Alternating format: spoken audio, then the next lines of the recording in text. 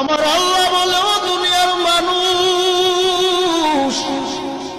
তুই যখন কুলি করেছ তোর মুখের গুনাহ আমি আল্লাহ কেটে দিলাম। তুই যখন নাকে পানি দিয়েছ, মুখে পানি দিয়েছ, আমি আল্লাহ তোর মুখের গুনাহটাও কেটে দিলাম। তুই যখন হাতের কনি সহ ধুইছ, আমি আল্লাহ তোর হাতের গুনাহও মাফ করে দিলাম। তুই যখন পা সুন্দর করে ধুইয়া ওযু বানাইয়া আমি আল্লাহর জন্য মসজিদে যাও, আমি আল্লাহ তোর গুনাহগুলো কেটে দিয়া তোর শরীরটারে পবিত্র বানাইয়া দে।